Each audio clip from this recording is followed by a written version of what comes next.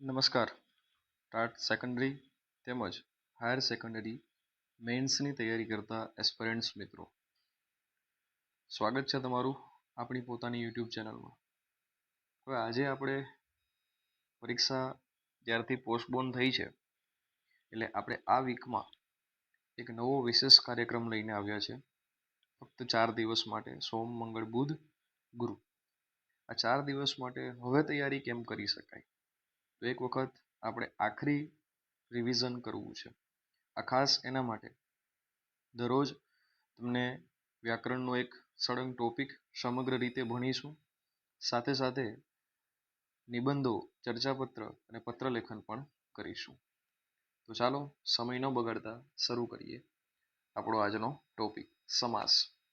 કોમેન્ટની અંદર તમને ખ્યાલ છે તમારે હેશટેગ એજેસર લખી આપવાનું છે. હવે આપણે શરૂ કરીએ આપણો આજનો ટોપિક, એટલે કે સમાસ. એકમ 1. સમાસ એટલે ટૂંકાણની જગ્યા. બરાબર. સમ અને અસ આસ ધાતુ પરથી બનેલો છે. સમ એટલે સરખું થાય અને અસ એટલે ગોઠવણી થાય.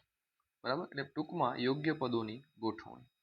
સમાસની અંદર તમે જાણો છો, આપણે રિવિઝન કરીએ છીએ આમ તો તમે જાણો છો કે સમાસની અંદર મુખ્યત્વે બે પદ હોય. પ્રથમ પદને પૂર્વ પદ કહેવાય અને બીજા પદને ઉત્તર પદ તરીકે ઓળખવામાં આવે છે. પણ અમુક સામાસિક પદ એવા હોય કે જે 2 થી વધુ પદોના બનેલા હોય, ત્યારે જે વચ્ચેનું પદ હોય એ વચ્ચેના પદને મધ્યમ પદ કહેવાય. અને એના ઉપરથી આપણને એક સમાસ પણ મળેલો છે જેનું નામ છે મધ્યમ પદ સમાસ. તો સમાસના મુખ્ય 3 અંગ ગણાવી શકાય. એક છે સર્વપદ પ્રધાન સમાસ, જેમાં બધા જ પદો મુખ્ય હોય. બીજો છે એક પદ પ્રધાન, કે જેમાં એક પદ મુખ્ય હોય અને બીજું પદ છે એ ગૌણ હોય. અને ત્રીજું છે અન્ય પદ પ્રધાન, જેમાં અન્ય બીજું કોઈ પદ મુખ્ય હોય છે. હવે આપણે જોઈએ સમાસના પ્રકાર, જેમાં પ્રથમ પ્રકાર છે દ્વંદ્વ સમાસ. દ્વંદ્વ સમાસની અંદર આ છે એ સર્વપદ પ્રધાન સમાસ છે, જેની અંદર આપણે સમાસિક શબ્દો જે આપેલા છે એનો વિગ્રહ કરીશું તો અને અથવા કે શબ્દ વડે વિગ્રહ થતો હોય. ઉદાહરણો જોઈએ તો કામ ક્રોધ, કામ અને ક્રોધ. માતા પિતા, માતા અને પિતા. એવી જ રીતના મામા અને મામી, સગા અને સંબંધી, ભાઈ અને બહેન, મા અને દીકરી. રામાયણ મહાભારત, રામાયણ અને મહાભારત. એવી જ રીતના લાજ અને મર્યાદા. આપણી પાસે લોટ ઓફ એક્ઝામ્પલ્સ છે મિત્રો. જો તમે રિવિઝન જ કરતા હોય તો પછી તમે થોડુંક નિયમો ઉપર ધ્યાન ઓછું આપજો. જે લોકો ટાટ સેકન્ડરીની તૈયારી કરે છે એમને હજુ ફાઇનલ રિવિઝનની વાર છે, તો તમારે તો આખો જ લેક્ચર સ્કીપ કર્યા વગર જોવો જોઈએ. અને હાયર સેકન્ડરી વાળા તમે પણ જો એક વખત સ્કીપ કર્યા વગર જોશો તો તમને પણ ઘણી નવા એક્ઝામ્પલ્સ જોવા મળશે. વિડીયો બાકી હોય તો લાઈક કરી આપજો. સુખડ ચંદન, તો સુખડ અને ચંદન, વેદ અને ઉપનિષદ, દાવ અને પેચ, જવાના અને આવવાના, નામ અને સરનામું, જન્મો જન્મ એટલે જન્મ અને જન્મ, દાળ અને ચોખા, રાત અને દિવસ, ચીજ અને વસ્તુ, રંગ અને ગંધ, હાડ અને માંસ, સવાર અને સાંજ, રહેણી અને કરણી, પ્રેમ અને શૌર્ય, ગળદા અને પાટું. જો અહીંયા પાસેર, દોઢ પાસે, તો પાસેર કે દોઢ પાસેર, નામ અને નિશાન, ફૂલ અને ફળ, શાક અને ભાજી, ભણવાની અને ગણવાની, થોડું અને ઘણું, મોઢે અને મોઢે, મોઢા મોઢ મીન્સ, દુહા અને છંદ, ખાવા અને પીવામાં, છળ અને કપટ, આજ કે કાલ. બરાબર. ચાલો હવે આપણે પીવાયક્યુ ની વાત કરીશું એવા સમાસની કે જે 2023માં પૂછાયેલો સમાસ છે, તત્પુરુષ સમાસ. અહીંયા એક પદ પ્રધાન સમાસ તરીકે આને ઓળખવામાં આવે છે, જેમાં આવા પ્રકારના સમાસની અંદર ઉત્તર પદ છે એ પ્રધાન હોય અને પૂર્વ પદ છે એ કેવું હોય, ગૌણ હોય. બરાબર. એટલે કે પૂર્વ પદ કરતા ઉત્તર પદ વધારે મહત્વનું હોય છે. વિભક્તિઓ જે આપણી 8 વિભક્તિ છે, પ્રથમા, દ્વિતીય, તૃતીય એમ 8 વિભક્તિ છે, એના વડે આપણે એનો વિગ્રહ કરી શકતા હોય. તો આવી વિભક્તિઓનો જ્યારે આપણે કરીશું ત્યારે આપણે સમાસ મળશે, એ મળશે તત્પુરુષ સમાસ. જેમ કે પરધન એટલે કે પારકાનું ધન અથવા તો એને બીજા શબ્દોમાં કહેવું હોય તો બીજાનું ધન. વિદ્યાર્થી તો જે વિદ્યાનો અર્થી છે તે. દરિયાકાંઠે, દરિયાને કાંઠે. હૃદયરોગ, હૃદયનો રોગ. તો જો અહીંયા તો આપણે ના, નો એવા શબ્દો વાપર્યા છે જે ખરેખર ષષ્ઠી વિભક્તિ દર્શાવે છે. ઘણી વખત આપણે પરીક્ષાની અંદર એવું કરતા હોય. આ ટિપ્સ છે આજની તમારા માટે. જો તમે અહીંયા સુધી લેક્ચર જોશો અને આગળ પણ લેક્ચર જોતા રહેશો તો આવી ઘણી ટિપ્સ મળશે. આપણને ઘણી વખત પરીક્ષામાં એવું પૂછે હૃદયનો રોગ, હૃદય રોગ એવું પૂછે એટલે આપણે શું કરીએ, હૃદય રોગ એવું લખી નાખીએ, પછી એનો વિગ્રહ કરીએ હૃદયનો રોગ, અને પછી આપણે લખીએ તત્પુરુષ.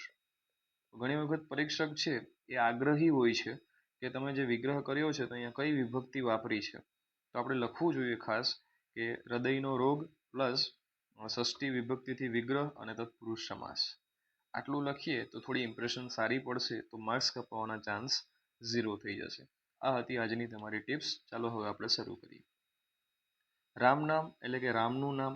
સુવર્ણચંદ્રક, સોનાનો ચંદ્રક. સૂર્યનો અસ્ત.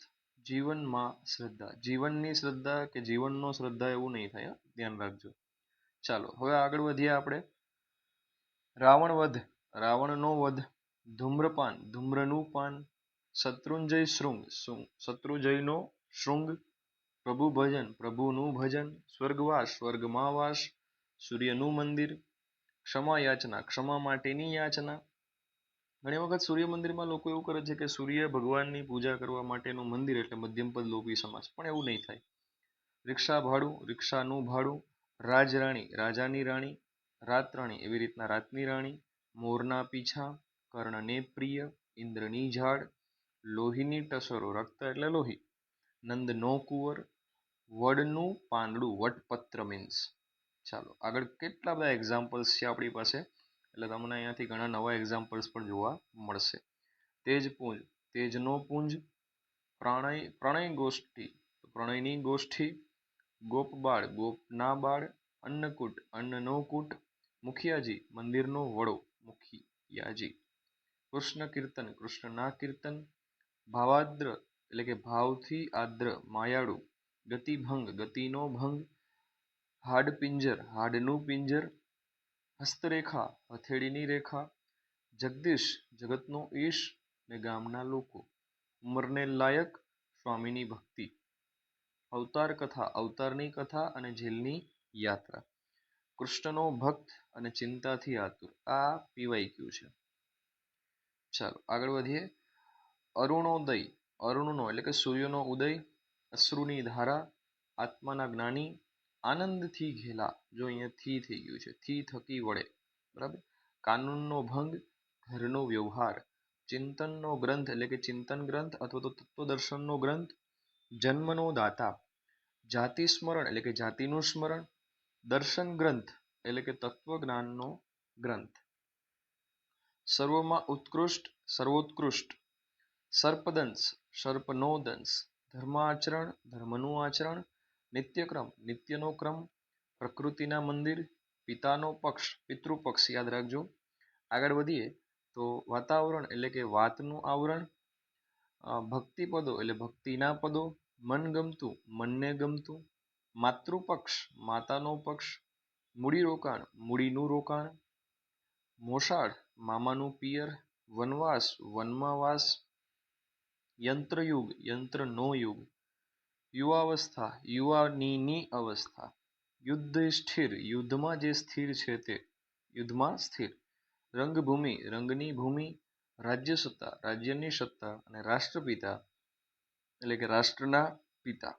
લક્ષ્મી નંદન, લક્ષ્મીનો નંદન.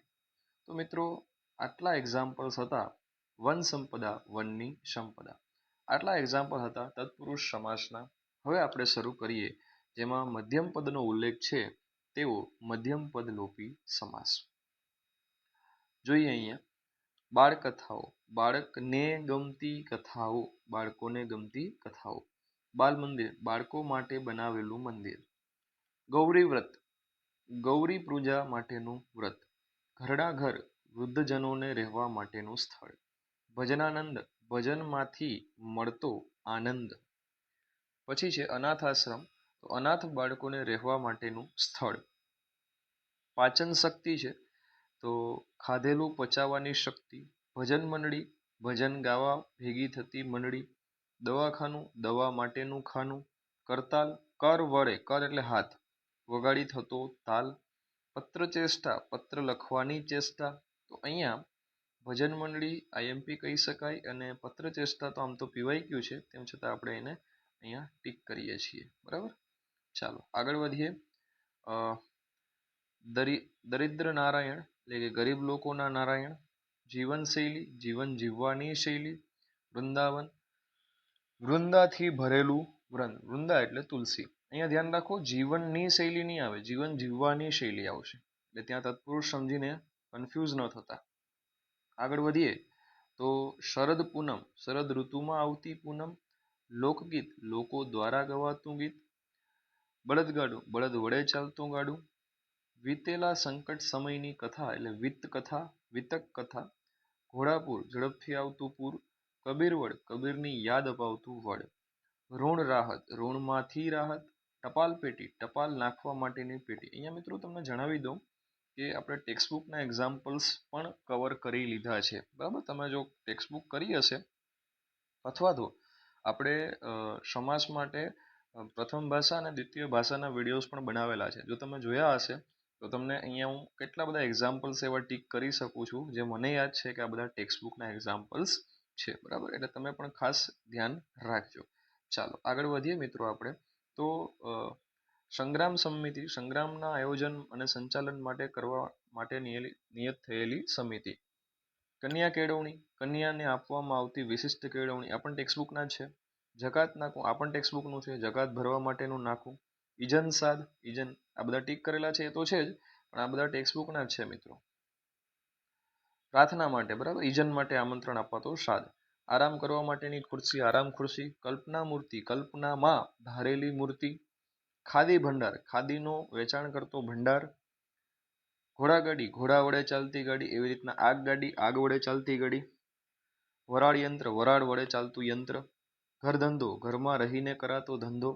ભાડાખત, ભાડાની વિગતો ધરાવતો ખત. મર્મ વચન, મર્મથી ભરેલા વચન. મિલ મજૂર, મિલમાં કામ કરતા મજૂર. મુખ પરિવર્તન, મુખમાં આવેલું પરિવર્તન. મેઘ ધનુષ્ય, મેઘથી રચાતું ધનુષ્ય. રાજમહેલ, રાજાને રહેવાનો મહેલ. સાવધાની, 100 વસ્તુઓ ભૂલ વિના ક્રમમાં યાદ રાખવાની શક્તિ, અને આને તમે એઝ અ શબ્દ સમૂહ પણ યાદ રાખજો. શિરભાગ, શિર પર પહેરવાની પાઘ, અને શિલાલેખ, શિલા ઉપર લખાયેલો લેખ. શિરપાગ પણ મિત્રો યાદ રાખજો. શિષ્યવૃત્તિ, શિષ્યને આપવામાં આવતી વૃત્તિ. ચાલો હવે આવે છે ઉપપદ સમાસ, જેમાં ખાસ આપણે યાદ રાખીએ કે નાર, કાર, ધાર, ભાર જેવા શબ્દો વડે આપણે એનો વિગ્રહ કરી શકતા હોય. જોઈએ, અહંકાર એટલે અહમ પ્લસ અહમ કરનાર એમ. નર્મદા, નર્મ એટલે કે આનંદ આપનાર. એવી જ રીતના નાર, નારી, નારો, કાર આવા શબ્દો આવશે. મર્મગ્ન, બરાબર. એક આખું ટેબલ છે જે આપણી ટેક્સ્ટબુકમાં આપેલું છે, અને આપણે ટેક્સ્ટબુકમાંથી જે સમાસ વ્યાકરણ ભણાવ્યું છે એમાં તમે જોશો તો તમને એ ટેબલ પણ મળી જશે. ચાલો આગળ વધીએ. મૂર્ખાઈ ભર્યું, મૂર્ખામી કરનાર. તટસ્થ, તટમાં રહેનાર અથવા તો કિનારે રહેનાર. શોષણખોર, શોષણ કરનાર. અમલદાર, અમલ કરાવનાર અધિકારી. તલાટી, મહેસૂલ વસૂલ કરનાર. લેણદાર, કરજ વસૂલ કરનાર. દેણદાર એટલે કે કરજદાર. ઉપજાઉ, ઉપજ કરનારું. જશોદા, જસ દેનાર. આમાં પણ ટેક્સ્ટબુકના મેક્સિમમ કવર થઈ ગયા છે. ભુવન મોહક, દુનિયાને મોહ પમાડનાર.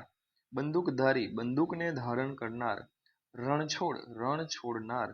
પાલનહાર, પાલન કરનાર. ભયંકર, ભય કરનાર. તમે આની વ્યાખ્યા વાંચશો ને તો તમને વધારે આઈડિયા આવી જશે. આ સમાસમાં ઉત્તર પદ છે એ ક્રિયા ધાતુ દર્શાવતું હોય અને બંને પદ વચ્ચે વિભક્તિનો સંબંધ હોય. જો અહીંયા તમે કોઈ પણ ઉત્તર પદ લઈ લો, જો અહીંયા જો મોહ પમાડનાર, ધારણ કરનાર, હરનાર, કરનાર, આવું તમને લાગશે જોઈને, બરાબર. એ ઉત્તર પદ પર ધ્યાન આપવાનું તો તમને ઉપપદ સમાસ ઇન્સ્ટન્ટ યાદ રહી જશે. ચાલો, દેશ દીપક, દેશને દીપાવનાર. જગદીપક, વિશ્વને દીપાવનાર.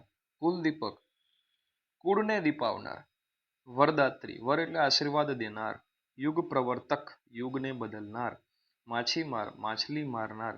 સ્વર્ગસ્થ સ્વર્ગમાં રહેનાર, જો અહીંયા કૃતજ્ઞ મર્મજ્ઞ, બરાબર.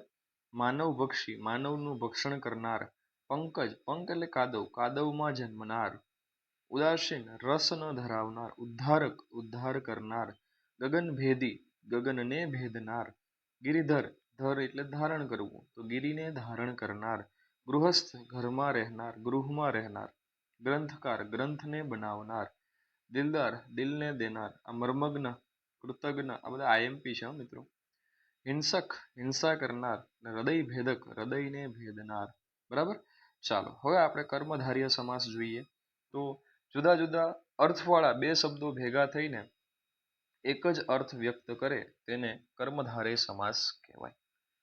આ સમાસમાં આવેલા બંને પદોમાંથી પહેલું પદ છે એ વિશેષણ હોય અને બીજું પદ છે એ વિશેષ્ય હોય, અથવા બંને પદ છે એ વિશેષણ હોય. જેમ કે પૂર્વપદ કે ઉત્તરપદ વિશેષણ હોય અને વિશેષ્યનો સંબંધ હોય, જેમ કે મહાત્મા મહાત્મા તો મહાન એવો આત્મા. બંને પદો વચ્ચે ઉપમેય ઉપમાનનો સંબંધ હોય તો જેવા જેવી જેવું જેવો પ્રત્યથી વિગ્રહ થાય. બે પદોને એકરૂપ બતાવવામાં આવ્યા હોય તો રૂપી પ્રત્યયથી વિગ્રહ થાય. અને પૂર્વપદ વ્યક્તિવાચક સંજ્ઞા અને ઉત્તરપદ જાતિવાચક સંજ્ઞા હોય છે. આટલા બધા એના ટિપ્સ છે યાદ રાખવા માટે.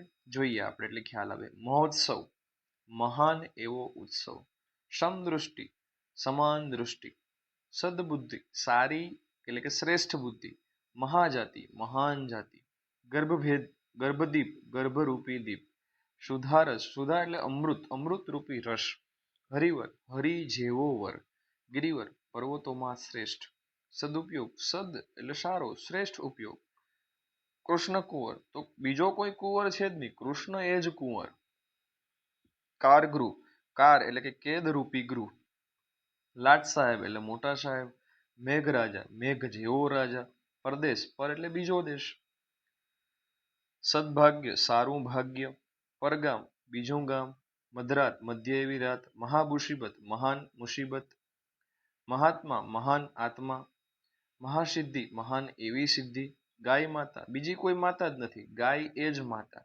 સત્યનારાયણ સત્ય એ જ નારાયણ, નરસિંહ સિંહ જેવો નર, દેહલતા દેહ રૂપી લતા, જ્ઞાન રૂપી સાગર જ્ઞાન સાગર, કાજળ કાળી કાજળ રૂપી કાળી, આત્મમાનવ આત્મરૂપી માનવ, કુરિવાજ એટલે ખોટા રિવાજ, ગુણ સંપત્તિ ગુણ રૂપી સંપત્તિ, વૃદ્ધાવસ્થા વૃદ્ધા એ જ અવસ્થા, પરમારથ ઉત્તમ પુરુષાર્થ, પરમેશ્વર પરમ ઈશ્વર, પ્રકૃતિ સામી કૃતિ, બોધ વચનો ઉપદેશ વચનો, ભારત માતા ભારત એ જ માતા, ભૂતકાળ એટલે વીતેલો કાળ, અને મધરાત એટલે મધ્યરાત્રિ.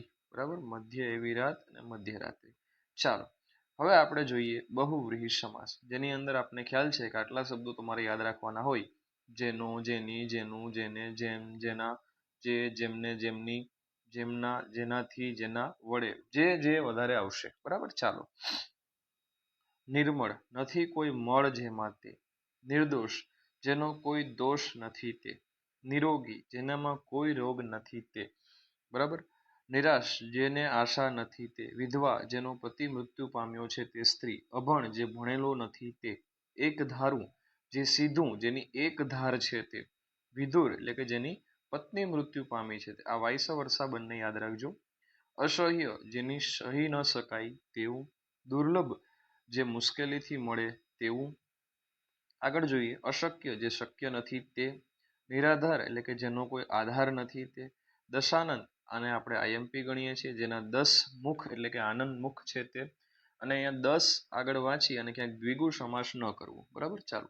હતાશા જેની આશા હણાયેલી હત છે તે, નિર્મોહી જેને કોઈ મોહ નથી તે, ગજાનન જુઓ ગજ એટલે હાથી જેવું જેનું મુખ છે તે, ધર્મનિષ્ઠ ધર્મમાં જેની નિષ્ઠા છે તે, ચોપગુ જેના 4 પગ છે તે, અખંડ નથી ખંડ જેનો તે, અજાણ નથી જાણ જેને તે, પછી નિર્બળ જેમાં બળ નથી તે, પછી અપરિગ્રહ ધન કે માલમત્તો સંગ્રહ ન કરવો તે, ન પલ્લવ નવા છે જો અહીંયા 9 પલ્લવ એવું લખ્યું છે. 9 એટલે સંખ્યા ગણીને દીપુમાં જવાનું નથી. આ 9 એ ન્યૂના સેન્સમાં છે. નવા છે પલ્લવ જેને તે, અમૂલ્ય નથી જેનું મૂલ્ય તે, પછી છે નિર્દય, તો જેનામાં દયા નથી તે. પછી છે નિસ્પૃહ, નિર્મત છે સ્પૃહા જેમાંથી તે, આને આપણે આઈએમપી કહીએ. નિડર, નિર્ગત થયો છે ડર જેનો તે. એક વખત શાંતિથી મિત્રો આખો લેક્ચર સ્કીપ કર્યા વગર હું તો એડવાઇસ આપું છું, જોજો નહીં ને ક્યાંક પરીક્ષકની નજરમાં નિરીક્ષકમાં આવી ગયું પૂછી લીધું તો જોજો શશિવદની, શશિના વદન જેવી જે છે તે, એ પણ આઈએમપી કહી શકાય. હવે આપણે જોઈએ નેક્સ્ટ આપણો દ્વિગુ સમાસ છે, જેમાં સંખ્યા આગળ આવશે. બરાબર, ખાસ યાદ રાખવું. અઠવાડિયું 7 વારનો સમૂહ, ત્રિભુવન 3 ભુવનનો સમૂહ, ત્રિકોણ 3 કોણનો સમૂહ, નવરાત્રી 9 રાત્રિઓનો સમૂહ, ચોમાસું 4 માસનો સમૂહ, ચાતુર્માસ 4 મહિનાનો સમૂહ, 12 માસ, પછી નવરંગ, જો અહીંયા નવ એટલે ન્યૂના સેન્સમાં નથી પણ સંખ્યાના સેન્સમાં છે. પંચેન્દ્રિય, પંચવટી, સપ્તર્ષિ, પંચામૃત, ત્રિલોક, ત્રિશૂળ, પંચાંગ, પંચતત્વ, પંચનાદ, ષડદર્શન, ષડદર્શન, ષડરસ, અષ્ટદિશા અને નવરસ. ચાલો, એના પછી છે અવયવી ભાવ સમાસ. બરાબર, યથા, પ્રતિ, આ, શહ, ઉપર, અધો, આવા શબ્દો થી આપણે એનો વિગ્રહ કરી શકીએ. યથા બુદ્ધિ, બુદ્ધિ પ્રમાણે. યથામતિ, મતિ પ્રમાણે. યથાશક્તિ, શક્તિ પ્રમાણે. પછી યથોચિત, ઉચિત પ્રમાણે. યથાર્થ, યોગ્ય રીતે. પ્રતિદિન, પ્રત્યેક દિવસ. અને પ્રતિક્ષણ એટલે દરેક ક્ષણ. ચાલો, હું તમને અહીંયા કોમેન્ટ સેક્શનની અંદર જવાબ આપવા માટે કહું છું. એક મને પ્રત્યક્ષ શબ્દમાં કયો સમાસ છે એ જણાવો, સાથે સાથે ઉપકૃષ્ણમ આ શબ્દનો સમાસ તમારે મને કોમેન્ટ સેક્શનની અંદર ખાસ જણાવવાનો છે. અને ત્રીજું એક અહીંયા પૂછી લઉં, આબો હવા. આ 3 શબ્દોના તમારે મને કોમેન્ટ સેક્શનની અંદર જવાબ આપવાના છે. મિત્રો, આપણો લેક્ચર અહીંયા આપણે પૂર્ણ કરીએ છીએ. અમે આશા રાખીએ છીએ કે તમારી તૈયારીમાં અમે ખૂબ ઉપયોગી થઈશું. ચાલો, આવજો અને અગેન બેસ્ટ ઓફ લક.